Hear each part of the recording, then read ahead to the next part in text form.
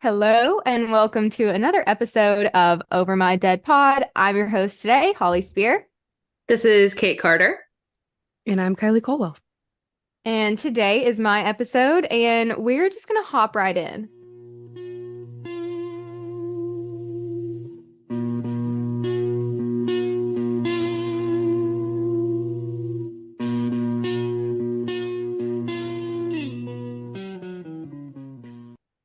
Today we are in Pullman, Washington, and this story is about Lauren McCluskey. So Lauren grew up in Pullman, and her parents were both professors at Washington State University. Their names were Jill and Matt. Lauren was a star athlete in high jump on the track and field team, and she was actually a Washington State champion in the high jump, and she ranked 10th in the Peloton. How do I say that? Does anybody know? The what? Heptathlon. Is that some kind of like track Heptathon? Heptathlon? heptathlon at Hepatitis? yeah. If you are on the track team or something, maybe that's a term I don't know. I We're don't know. really sorry. Yeah, really sorry. At Yeah. the USATF Outdoor Junior Championship. So she's a track star. And Lauren obviously had many colleges offering her scholarships and recruiting her. And Lauren ended up choosing the University of Utah in Salt Lake City, Utah. And she was going to be on their team. And they are the Swoops. The Swoops. It's a bird. That's their mascot. I didn't know what that was. I had to look that up. They're the Swoops. The swoop's like Nike symbol. Swoop. I think it's a bird. Oh, a type of bird? Yeah, I think it's swoop is a type of bird because their mascot is a bird, but they're called the swoops. Swoop bird. Let's see. They're swooping birds. Swooping birds. So she was a swoop. So this was 10 hours away from her mom and dad who lived in Washington still. Obviously, her parents were proud, but they were sad to see their daughter leave the nest. But her parents felt very comfortable with this school because Salt Lake City was marketed to them as one of the safest places and campuses to attend. Jill and Matt were promised Lauren would be the safest at this school. So in August 2015, Lauren started her freshman year and made the move to Utah. Another reason that they knew that Lauren would be safe is because she kept busy with her school and being a student athlete. She wasn't a drinker, she wasn't a partier, she didn't even really date. She just loved to hang out with her friends, but as far as dating, Lauren devoted most of her time and attention to more important things. Lauren's teachers, coaches, and teammates had a really high respect for her as an athlete while she was maintaining a really high GPA. So she really didn't care about boys at this time. She was just like doing her thing, going to her classes, going to her practices, things like that. So freshman year, she roomed with a random roommate, but this random roommate turned out to be Lauren's best friend. This girl's name was Alex, and she and Lauren instantly clicked. And she and Alex would do everything together now. All 3 years at college, Lauren would not date anyone. While probably everyone around her was dating, Lauren was happy with her time with her friends and her athletics, and she was laser focused on her studies. However, this would change at the start of Lauren's senior year in September 2018. One night, Lauren and Alex went to a popular bar downtown, and at this bar, Lauren met the bouncer, Sean Fields. He obviously saw Lauren come in and he watched Lauren interact and socialize, and she piqued his interest. And Lauren is beautiful. If you look up a picture of her, obviously any guy would be interested. She was really pretty, brunette, athletic build, just beautiful. As the girls were leaving, Sean introduced himself and asked for Lauren's number. Lauren and Sean began texting, and Alex, the next night, asked Lauren if the bouncer from the bar ever texted her. And she tells her friend, yeah, actually, they already planned to go on a date that very afternoon. So Lauren's friends knew that this was rare. They could tell that Lauren and Sean hit it off right off the bat. On the date, Lauren learns that Sean was a part-time computer science major at a nearby community college. He told her that he was in the military and trained as a security officer. He was 28 years old.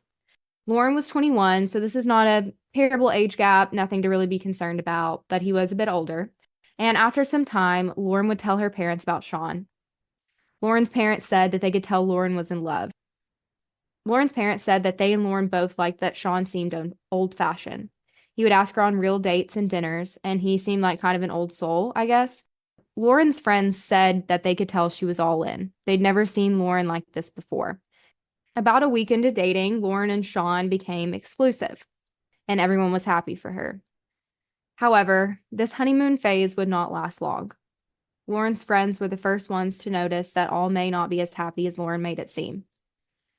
Lauren's friends were the first to notice because at this point, Lauren is at college with these friends, and her parents are hundreds of miles away in Washington. At this point, all her parents know is what Lauren is telling them, and she's telling them that she's happy. But her friends see her every day. They know what's really going on. But Lauren's friends noticed that she didn't seem happy. She seemed drained and actually quite stressed. They also noticed that Lauren, who was once always with her friends, was now only with Sean. She was at his side all the time. And this is a red flag for any relationship, I think. She's just kind of isolating her friends and she's constantly with her boyfriend. She doesn't have any much of a relationship with him, and it's just very odd for them, and they kind of start to notice that. Alex said that every time Sean would text or call Lauren, she would stop everything that she was doing and she would respond to him right that second. Sean starts making Lauren stay awake until 2 o'clock in the morning to pick him up after his shift at the bar where he was a bouncer. I mean, it sounds like a nice thing for her to do, like to pick him up from his shift and take him home at 2 a.m., but she's a college student and an athlete and she doesn't really have time for that. And it's not something that it sounds like she's doing to be nice. It's something like that she's forced to do. I think Alex said that in an interview one time that they were at that same bar and Sean was like talking to Lauren and he was like, "You're coming to pick me up, right? Like, you're not going to fall asleep this time. Like, you're coming to pick me up." It was like a forceful thing. It wasn't just like a sweet, like, I'm going to come home and pick him up from the bar. Did he not have his own car? I mean, he's a grown man with a job. I don't know if he has a car at this point. He should. Yeah, he's He grown, should. grown ass man. 'Cause it's not like a safety thing, like picking up like your girlfriend from her late night shift at a bar, I understand, but a Yeah, grown man bouncer? yeah. So I don't know if this is like a control kind of thing or, just a way to make her feel like he needs her and then to, I don't know. I don't know. But yeah, he should have a car. This is not a cute little sweet thing. But anyways, Alex, the roommate, said that Sean began grilling Lauren about where she was all the time and who she was with. She would have to tell Sean everywhere she went and take pictures of people around her. So I guess like show me who's around, show me who you're hanging out with. And this is the time that she's not with Sean. Like she's with him most of the time. And then when she's ever around her friends, she's having to like send him pictures of what she's doing and who she's with. Red flags all around. Lauren's friends started telling Lauren that this was not normal. Alex said that this made her very worried for Lauren because remember, at this point, Lauren has never had a serious relationship. She's never really dated. And she was treating this like it was normal, and maybe she even did think it was normal. She would make excuses for Sean and tell her friends that he's just worried for her and he just wanted to protect her. Lauren tells her friends that Sean just needs some time and he'll begin to trust her, and this will stop eventually.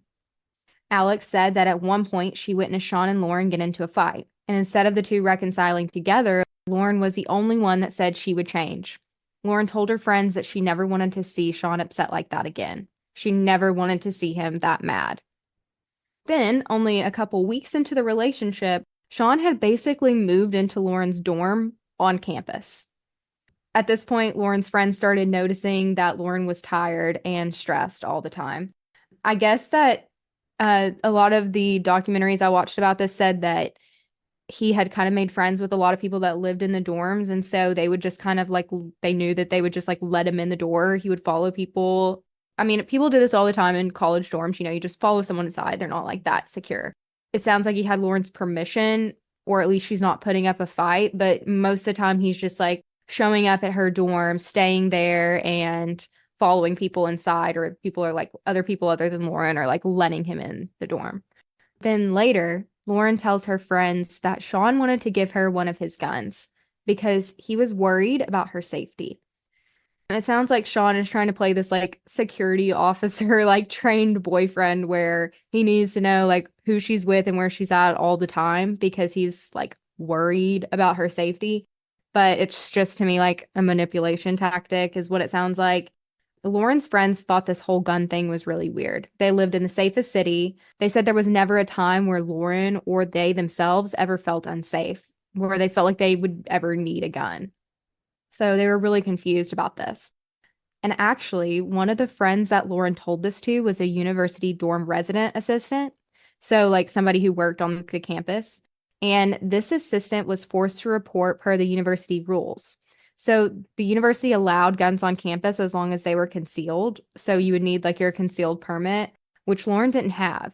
Sean was just planning on giving her one of his guns, and she was going to keep it in her room. So obviously that's not allowed, and the campus employee wrote an email to her supervisor and disclosed the situation.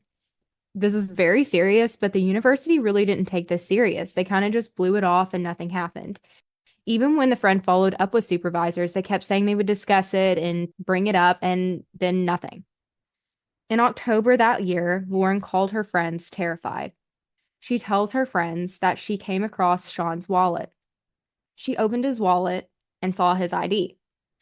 And on the ID, Lauren saw her boyfriend's face, but the ID did not say Sean Fields. The ID said Melvin Rowland. Melvin Rowland, age 37 years old. There's so many red flags to the story. I mean, he is super controlling, but it's almost like stalker-ish. Like, I need to know all of your whereabouts, you know, if you can't do anything without me knowing, blah, blah, blah. But obviously, I don't even feel like I need to say it's a red flag, finding out that your boyfriend's name is not his name. Yeah. But can you imagine like how terrifying that has to be? Terrifying. And he's like 10 years older than what he says he is? 10 years older than what he says he is, yeah. Yeah. Yeah, that's insane. So 16 years older than her, it's not what she agreed to. But it gets worse because Lauren Googled the unfamiliar name and she keeps researching and she finds out that Melvin Rowland is a registered sex offender. Oh. Yeah. And he's been convicted of attempted forced sexual abuse and enticing a minor over the internet. Okay, so he's a creeper. Yeah. He's not normal at all. He didn't just lie about his name. He's a full-blown sexual offender and criminal. How did he get a job at the bar? Did he get the job under a fake name? That's a really good question. No idea. Maybe he's operating as that name at the bar and they didn't check, or You'd think they would check ID, but damn, I guess not. Yeah, they probably check the ID, but are they gonna do a background check on him? Probably not. I guess I mean, not. like any restaurant I've worked in never did a background check on me. I mean, they like saw my resume and my references and That's stuff, true. but they didn't like look to see if I was a yeah, so offender. if he has like, yeah, if he just tells them his name and it's like, I'm trained security officer, I was in the military, like the same spiel that he's given Lauren, maybe they didn't check that. But yeah, I mean, they should, but maybe not. So Lauren tells her friends that obviously she's planning on breaking up with Melvin, and we'll call him Melvin for the rest of the story since that's his real name. And Lauren's terrified. She also calls her mom and tells her mom everything. She has no idea how to handle the situation. She's scared of Melvin. She's scared to even bring this up around this sexual predator, but she needs to get away from him as soon as possible. So she asks for her mom's advice. Lauren also knows that Melvin has anger issues from the first fight that they had. She asks her mom on the best way to get rid of this man. Jill tells her daughter that she needs to immediately sever ties with him. No seeing him, no texting him, no calling him. She tells Lauren to get as far away from him as possible. That night, Lauren was sleeping when she woke up to Melvin Rowland staring in her dorm room window. I assume that maybe Lauren had just stopped contacting Melvin and so he came by to like check up on her. But instead of just like doing what he normally does and getting in her dorm or knocking on her door or he's just standing there. I mean, he's the creep, so unsurprising, but also she didn't expect that. She unfortunately lets him in and confronts him about what she had found. And of course, Melvin Rowland gives Lauren this story about how he had been set up and he was not guilty of the sexual abuse or enticing the minor. He just basically gives this whole spill. But Lauren stands firm. She's like, even if that's true, we still need to break up. He had lied about too much. They were over and he needed to leave. But surprise, surprise, Melvin wouldn't leave. And he's a big dude. There's no way she's getting him out. He stayed until morning, and Lauren is sitting there begging him to leave all night long. Finally, that morning, he left. But with him, he took Lauren's car. Melvin told Lauren if she would let him take her car, he would just leave it in a distant dorm parking lot when he was done with it, and she could pick it up later. And this would be the conditions he would leave under. She would just give him his car, he'd go. I think this is obviously because Melvin knew if he took Lauren's car, she would have to see him again, and he would have another opportunity to manipulate and pressure her. But Lauren gives in. She'll do just about anything to get Melvin to get the hell out of there and leave her alone. I would probably do the exact same thing. At this point, he's holding her hostage, and she's just like, take whatever you want. I'll deal with it later, just leave. So that's what happens. After Melvin leaves, Lauren immediately calls her mom and tells her what just happened. Obviously, Jill tells her daughter she's not going to be picking up the car from the random parking lot like Melvin wanted. This sounded like a trap to get Lauren alone and off guard. Jill tells her daughter to sit put. She's going to get help. Remember, Lauren's mother and father are hundreds of miles away, but they know the best thing that they can do is alert the police. So Jill immediately called the campus police to report the incident. She told the police that she was scared that Melvin Rowland was dangerous. She explained everything to them, all about how the Sean Fields had lied to Lauren and about how he was really Melvin Rowland, and that Melvin Rowland was a registered sex offender and he was actually 37 years old. Jill said she was worried about Lauren going to retrieve her car all alone, and she was afraid that this was just a ruse to get Lauren alone. The campus police said that they would have someone help Lauren and they would get into contact with her. So the campus police call Lauren and they arrange an officer to go with Lauren to retrieve her car.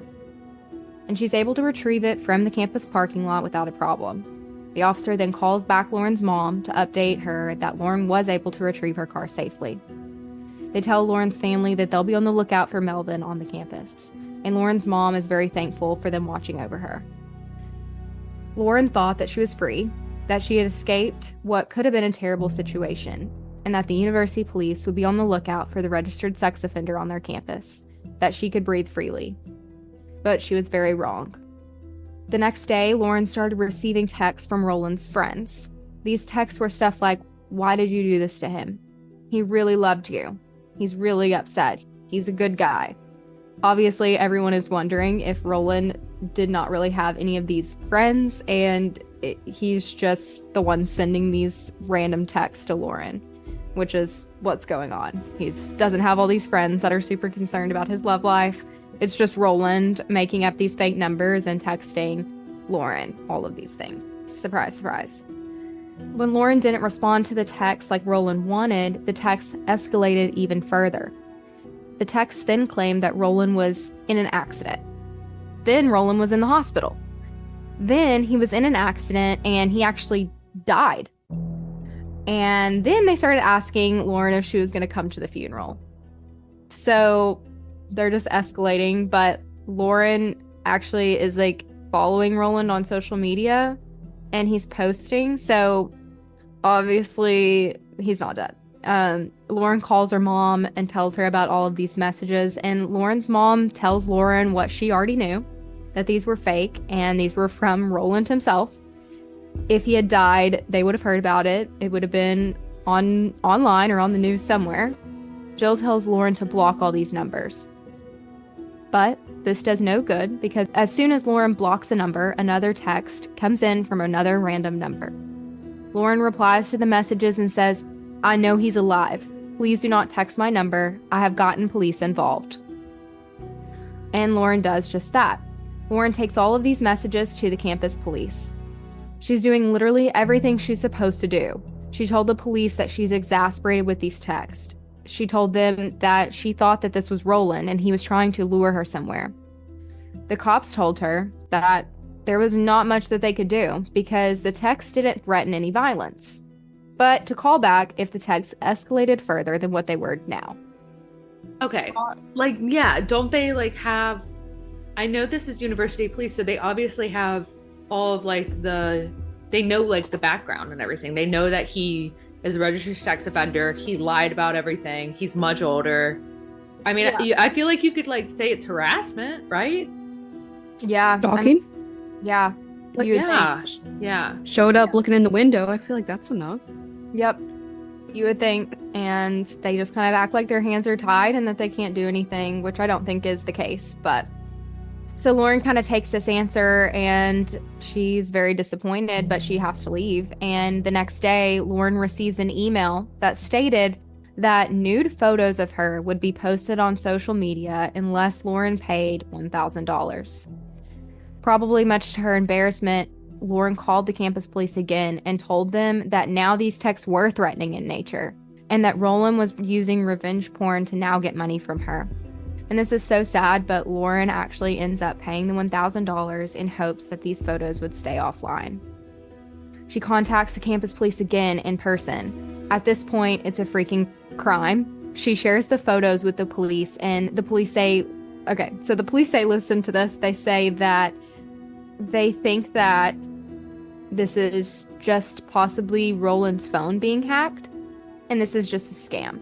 And that Lauren and Roland are both victims of the scam. Where in their right mind did they get the idea that this was a scam on his end as well? That is such bullshit. No idea. It's truly crazy thinking. It's literally extortion because she paid. Yeah. I have no idea how they came up with this or like What? how it made sense in their mind. I would be like, okay, at this point, fuck the university police. You know, like, I don't know. Go, you got to get, I don't know. Like, what do you do in that situation? Because a lot of the times, I mean, we know this. We definitely know people that this has happened to too. Like, this happens still to this day. And sometimes the girls are not believed. Yeah. Oh my God. But it's just like, you think, like, how often does someone hack someone's phone that has nude pictures and then contact that person and say like, oh, no, it's that person. It's his phone. No one's hacked it. No one's stolen his phone, like hacked into his phone. I've never seen someone's phone get like remotely hacked into. I don't know that's just a really crazy idea. Lauren pleads with the police, telling them this is not a scam. Roland is the only one that would have these pictures of her, and this is him without a question. She's not been replying to his threats, and now he's escalating. She tells the police that when she does not reply to Roland, he's actually been known to peep in her windows, and she's terrified. The police stand firm. They think this is just a scam. They think Roland's phone has been hacked, and this hacker's now scamming people on his phone, I guess. And Roland's not behind this, and she's not in any danger. They tell Lauren they'll look into it and provide her with an update in at least 3 days' time. So that's infuriating. I mean, they know that he's dangerous, and they're like, give us like 3 days and we'll figure out a plan and get back to you. Wait, have they talked to him at all? Is that his like explanation, or is that their just like theory they've come up with? I don't know.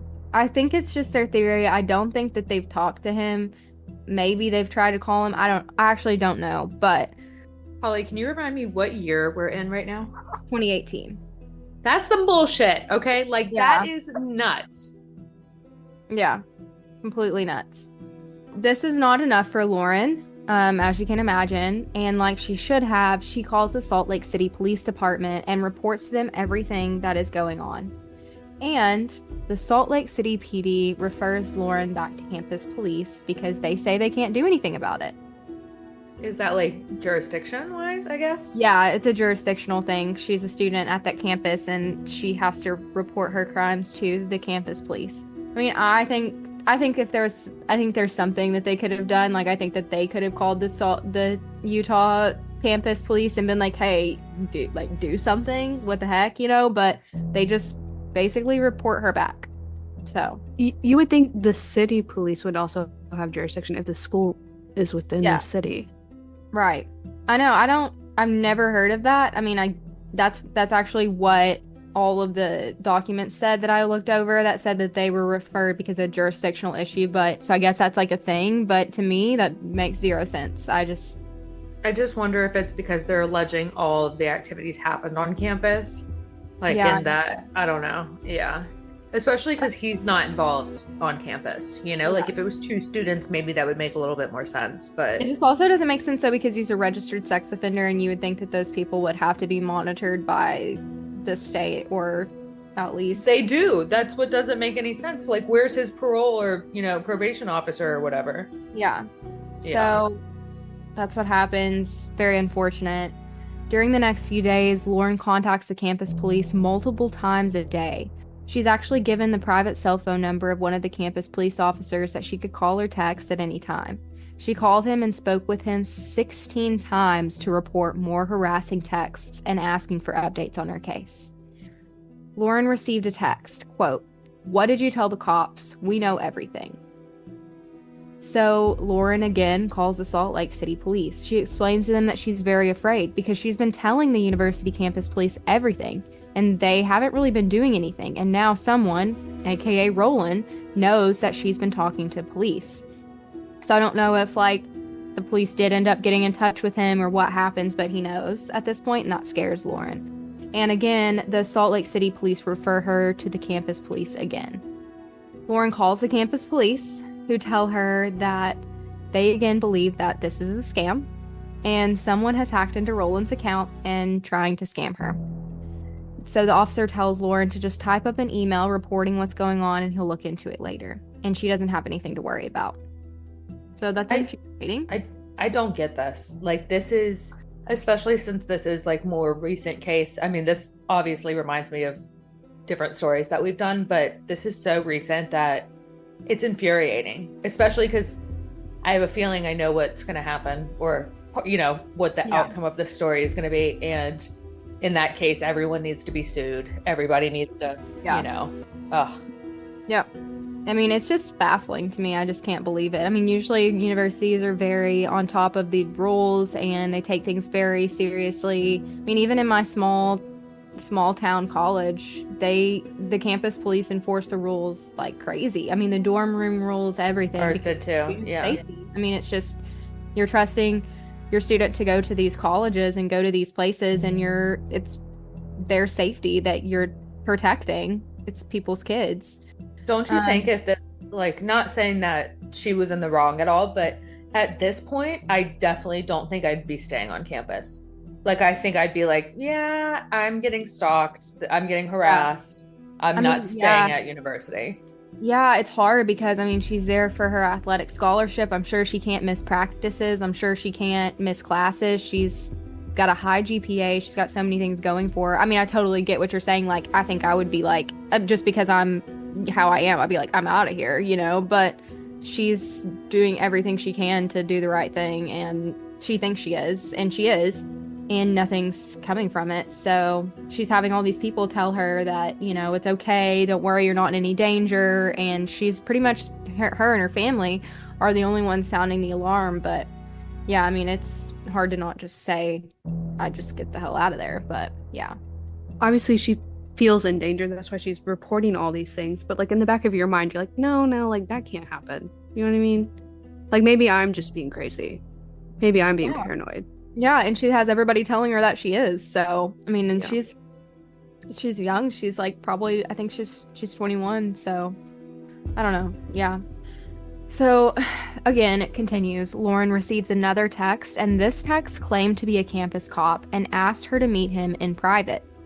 Luckily, Lauren catches this and knows that this is, again, another harassing text. So she calls the Salt Lake City campus police and reports it yet again. But instead of the police going to the location and catching this, quote, scammer that they think it is, who's, by the way, impersonating a police officer, which is, by the way, a crime, they tell Lauren that it's just another scam and to ignore it. Where are they getting this information? Like, what scam? What scam? Yeah, everybody is just getting scammed now. I don't know. I mean, and just her. No one else on his phone, just her. And for what? It's not money, right? I mean, I guess the pictures were money, but I mean, I think, yeah. I'd be like, he's trying to impersonate a cop. Obviously, he's going to kill me. Like, something bad is going to happen to me if I had met up with him, you know? Like, yeah. But he's not going to give me a hug, you know? That's not why we're meeting. No, I mean, like Kylie said, that what is the scammer going to do? You know, like, it's not, at this point, it's not out of money. He's trying to get this girl in person, obviously. Even if it was a scammer, which we know that it's not. But campus security cameras capture Roland, plain as day, loitering in Lauren's building, holding a black bag. No one notices this. The campus security officers at the school who were supposed to be keeping a lookout for Lauren never noticed. He stood around outside of her dorm for about 2 hours, pacing around. Roland gives up and starts walking towards a class that he knew that Lauren had. At this time, Lauren was walking back from that class towards her dorm, and it was now dark outside. Lauren was on the phone with her mom, and she and her mom were talking about an assignment that she needed to finish that night. When, suddenly, her mom hears Lauren yell, "No, no, no," and she hears her phone fall to the ground. Lauren's mom hears her daughter get tackled. Her mom screaming into the phone, waiting for Lauren to reply, feeling completely helpless from her home hundreds of miles away. Lauren's father immediately called the police. But at the same time, the university campus police get a report. Gunshots on campus have been fired, and the campus goes on lockdown. Students are told to shelter in place, not to go outside, and to lock their doors. Hours later, students were told that a student had been killed on campus. Police release a picture of a suspect and tell the students to call if they see this man. As you probably suspected, the picture was of Melvin Rowland. Lauren's friends said that they knew without a doubt that it was Lauren even before the picture was released. Lauren's body would be found in the backseat of a car in the campus parking lot with multiple gunshot wounds at the hands of no other than Melvin Rowland. Police launch a citywide manhunt for Melvin. After all-day searching, Melvin was spotted by a church in town. Police were dispatched to the church, where they found the doors locked. They busted the doors down, where they found Rowland, who had taken his life by gunshot to the head moments before the police arrived. Of course he did. Yeah. It was at this time that police found out that Melvin was actually on parole. So he should have been arrested a long time ago. Wait a minute. He was Parole, on parole the whole time this was happening. Yes. So if the on-campus police at any given moment looked up his name in the system, in any given moment, they would have seen that he's currently on parole. Exactly. So they never looked up his name. Never.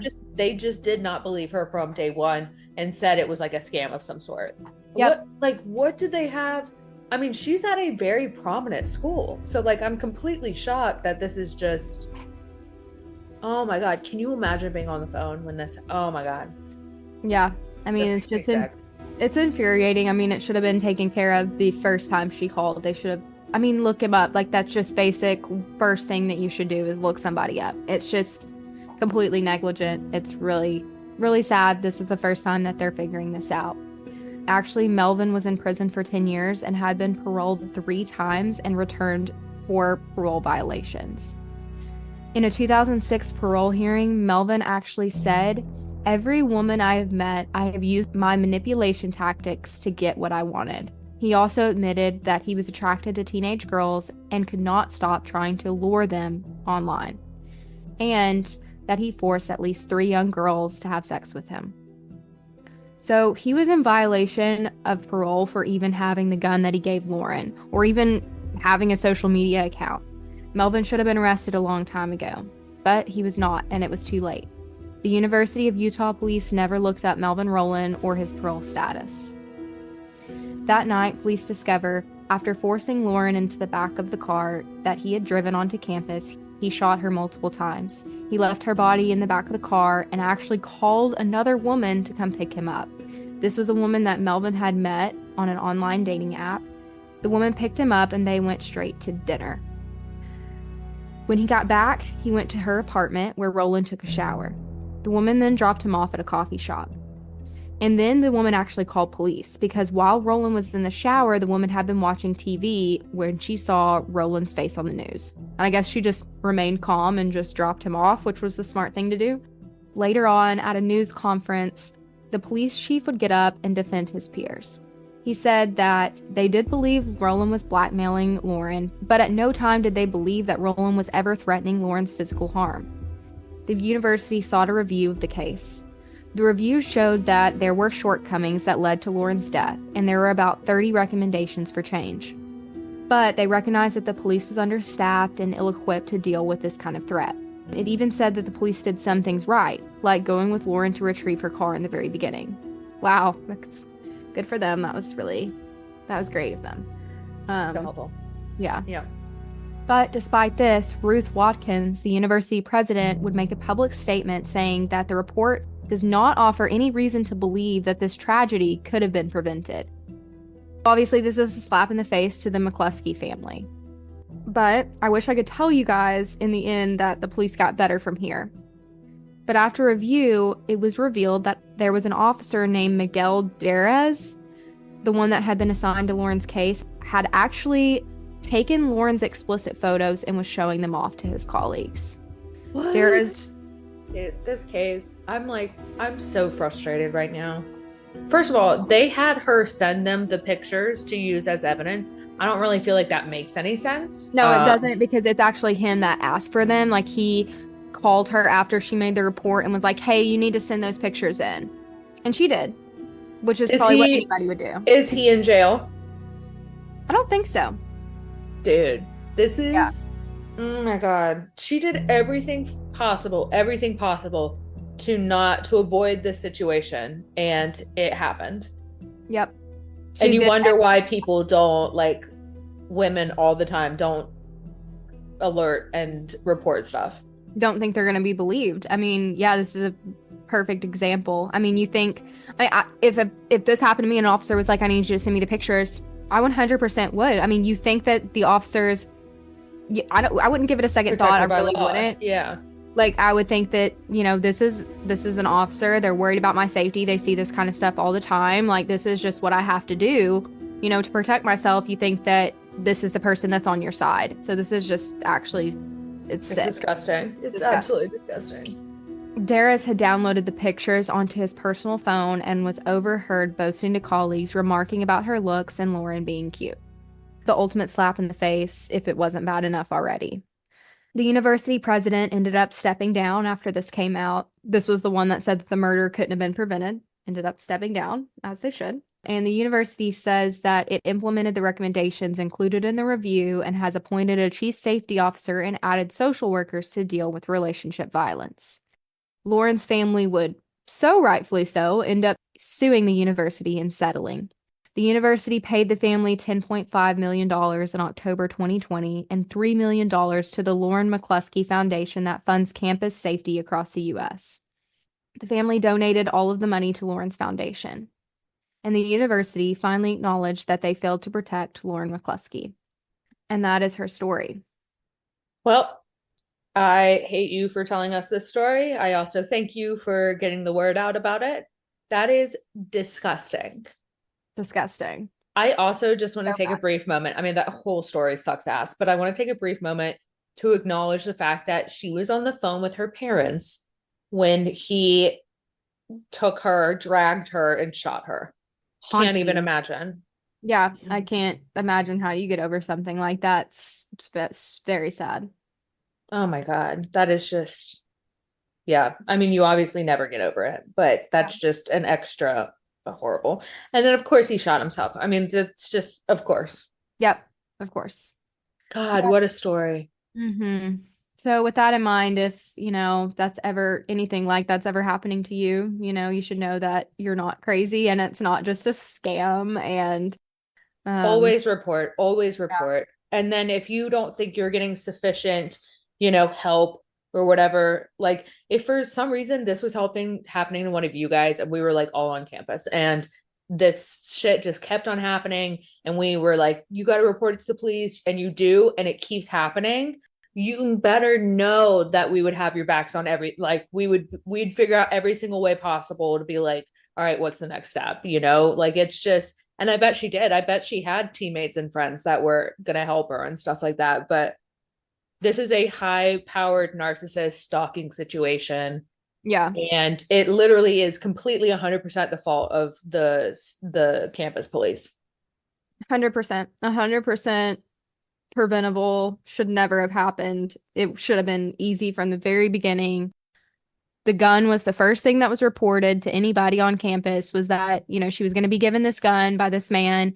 They should have figured it out right then and there. I mean, he shouldn't have had a gun. Should have been like an automatic parole violation. Gone. I can't believe this. This is a nut. Yeah. This is your worst fear as a parent and a friend. Yep. You send your kid to college to a place 21. That's like super safe. 21. Yeah. Yeah. Utah is a very prominent school. And she was an athlete. Like there's so many organizations. So you'd think like it'd be fine. Mm-hmm. It was totally the police. Oh my God. That's just nuts. Was there any, I can't remember if you said this already. Was there any accountability, like getting in injustice wise for the police? Like the people that fucked up? Like, did any of them get in trouble? Because that's basically like, Not really. I mean, I think that people got fired, but I mean, as far as like actual charges of anything, not really. The school settled. No one, I don't think anybody specifically was charged with anything or sued. It was just the school as a whole. this is like a story that's gonna haunt me, I feel like. Yeah. This is a shitty one. I hate it. No, that's very gnarly. What's weird too is right when you started the story, I didn't know this one, even though it was recent. You'd think I wouldn't have heard about this because it was so bad, but it makes me sick.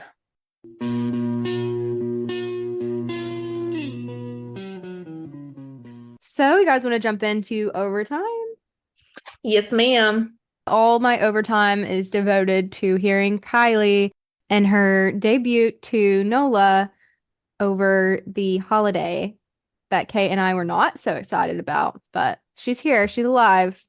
Did we I'm talked alive. about this in the last podcast, right? Yes. Or no? No, we Okay, did. We did. Okay. Just recap it for the listeners, Kylie. Where are you? What are you doing? I'm currently in New Orleans. I made it alive for St. Patrick's Day. I was planning on going to the parade in the French Quarter, but it was storming all day. So I decided against it. I ended up So going happy to it stormed.